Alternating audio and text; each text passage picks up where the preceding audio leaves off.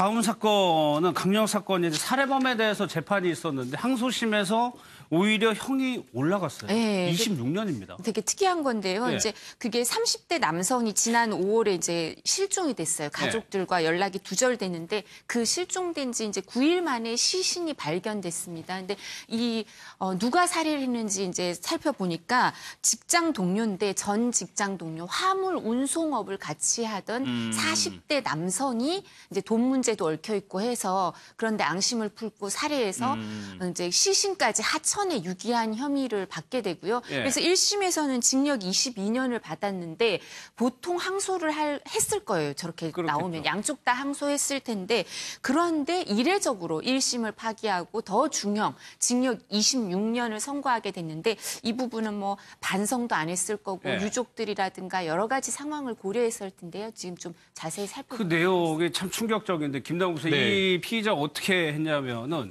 본인이 안 죽인 척을 했단 말이에요. 네, 그게 이제 더 충격적인데요. 예. 재판부에서도 이 점을 지적을 했습니다. 그러니까 이 자신의 동료, 후배를 이렇게 살해를 하고 나서 그 다음에 이 유족들을 찾아간 겁니다. 가족들을 찾아가가지고 실종되느냐라고 하면서 나도 놀랬다. 아들 찾는 것을 도와주겠다라고 하는 도와주겠다. 겁니다. 네, 도와주겠다라고 하면서 그렇게 접근을 해줬고요. 당연히 지금 어려운 상황에서 아들이 뭐 실종된 상황에서 부모로서는 이 말을 특히나 또 뭐 같이 함께 일하던 2, 3년 동안 함께 일하던 동료였다라고 하니까 그 말을 믿을 수밖에 없었다라고 하고 있고요. 네. 전적으로 신뢰를 해서 많이 이 용의자의 이 피고인에게 오히려 더 도움을 청했다라고 의지를 합니다. 했겠죠. 네. 네. 그런데 이것만 또 그친 게 아니라 또 후배 A씨 번호를 알고 있으니까 그 번호로 또 문자를 보내가지고 예.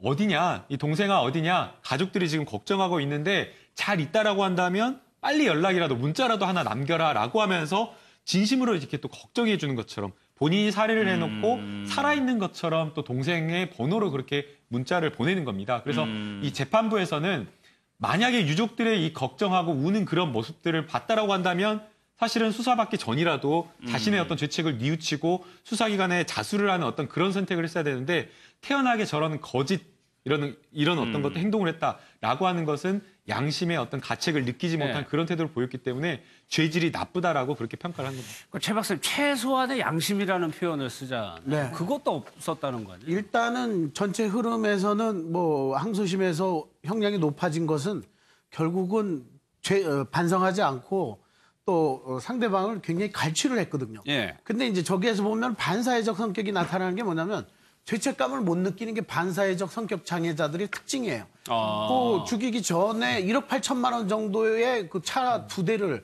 동생 명의로다. 본인은 개인 회생 중이니까 신용이 안 좋으니까 동생 앞으로 해놓고. 그러니까 이 동생은 이거 빨리 이전에 가라. 뭐 세금도 내가 내야 되고 뭐 다 하는 거니까. 그러니까 뭐 쓸데없는 소리 하지 말고 내가 옛날에 빌려준 돈이나 내놔라. 뭐 이런 식으로 하면서 술을 먹이고 잠든 사이에 범죄를 저질렀고 안 그런 척하고. 이게 전형적인 반사회적 성격 장애자들은요. 죄책감도 없지만 자신의 이익을 위해서 남을 이용하는 그런 특성들을 가지고 있죠.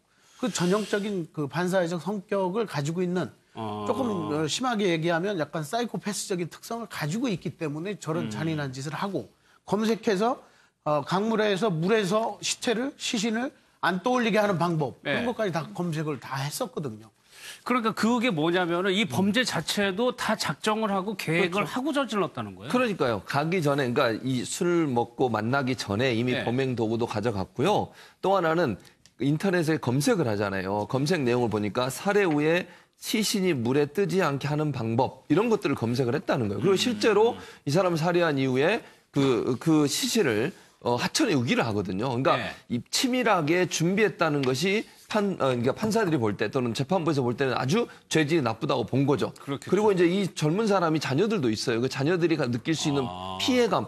얼마나 그게 힘들겠어요, 가정이. 그런 가정에 대한 피해감들에 대해서도 얘기를 했고. 예. 또 하나는 이제 1심 선고에보다 오히려 늘어난 것은 엄하게 처벌해달라고 피해자 가족들, 유족들이 또 요구하고 있어요, 지금. 그러니까 이분에 대해서. 그러니까 그런 부분들이 항소심 재판부에서는 좀 엄하게 처벌할 수밖에 없는 이유가 됐다고 보여지고. 그러니까 치밀하게 살해를 준비하고 범행 도구도 준비하고 그다음에 살해 유기를 어떻게 할 것까지도 미리 다 계획했다는 거죠. 그러니까 우발적으로 이루어진 게 아니고 이거는 정말 원한을 품고서 이 사람을 어떻게든지 해코지해서 이 사람에게 정말 참 완전 범죄를 꿈꾸려고 했던 그런 모습들이 문제가 됐던 것 같고 또 예. 유족들 입장에서도 합의를 안 해주고 처벌을 좀 강하게 해달라고 요청한 요소 이런 요소들이 아마 작용을 해서 예. 항소심 재판부가 좀 더 엄하게 처벌한 것으로 보여집니다. 그러니까 이 사람 뭡니까? 1억 8천만 원이었나요? 그것 때문에 처음부터 끝까지 나중에 어떻게 행동할 것까지도 다 생각을 하고 범죄를 저질렀다는 얘기네요. 네, 이제 계획적으로 범행을 저질렀다라고 하고 있고요. 앞서 이제 박사님께서 말을 한 대로 살해 방법이라든가 살해 이후에 사체를 유기하는 방법까지 충분히 또 생각을 했다라는 겁니다. 그러니까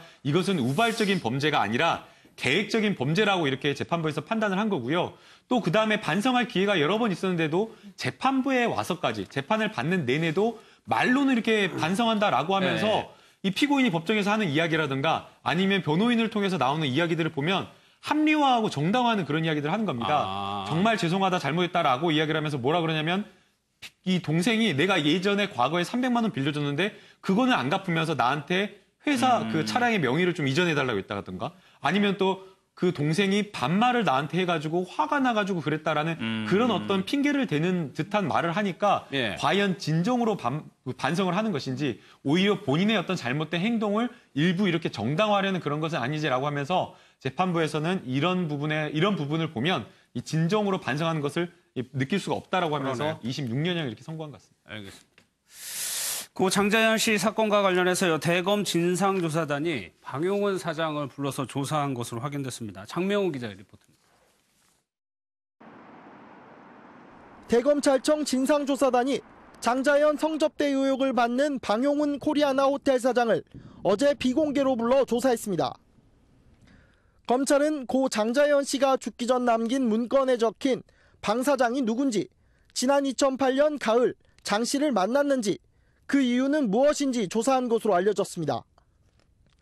지난 2009년 이 사건을 수사한 경찰은 방 사장이 2007년 10월 서울 청담동에서 장 씨와 장 씨의 소속사 대표를 만난 것으로 확인했습니다.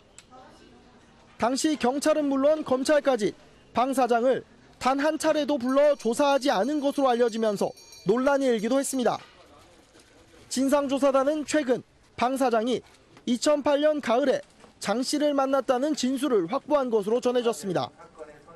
하지만 조사를 마친 방 사장은 2008년 가을 자신이 장 씨를 만났다는 언론 보도는 잘못됐다며 법적 대응할 것이라 밝혔습니다. 검찰은 조만간 방 사장의 조카인 방종호 씨도 불러 의혹에 대해 물을 것으로 알려졌습니다. MBN 뉴스 장명훈입니다.